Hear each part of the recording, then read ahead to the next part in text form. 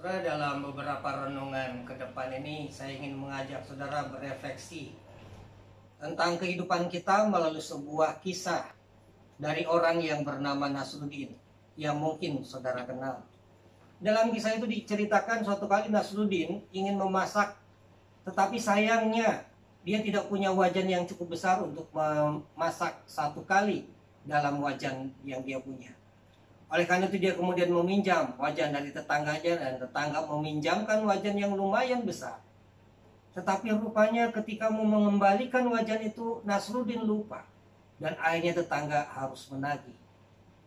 Dan ketika benar esok harinya dia datang ke rumah orang itu dan mengembalikan wajannya dengan muka berseri-seri dengan gembira, maka dia mengatakan bahwa kegembiraannya itu adalah karena rupanya ketika wajan sang tetangga itu dipinjam, wajan itu sedang mengandung, dan oleh karena itu dia mengembalikan wajan sang tetangga dengan sebuah wajan kecil, dan dia katakan itu adalah anaknya. Sang tetangga begitu bergembira. Esok harinya Nasruddin kembali meminjam wajan tetangga yang besar untuk dia kembali memasak.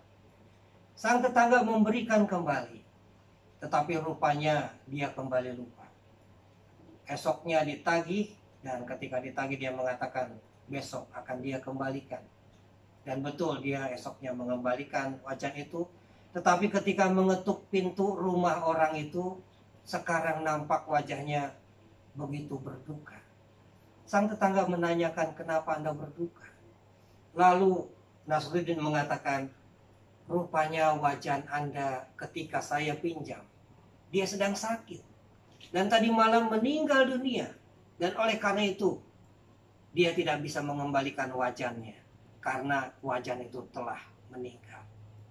Setelah mendengar itu, lalu sang tetangga marah. Lalu dia membentak, dia mengatakan, kamu mau membodohi saya, kamu mau menipu saya. Mana ada wajan sakit, mana ada wajan meninggal.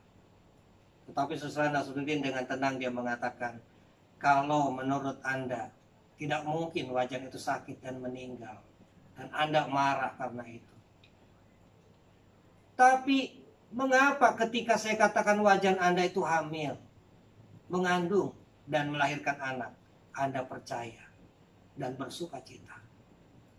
Sesuai cerita ini mau mengingatkan kita bahwa seringkali dalam kehidupan kita, ketika hal itu menguntungkan diri kita, masuk akal atau tidak, merugikan orang atau tidak, maka seringkali kita tidak peduli.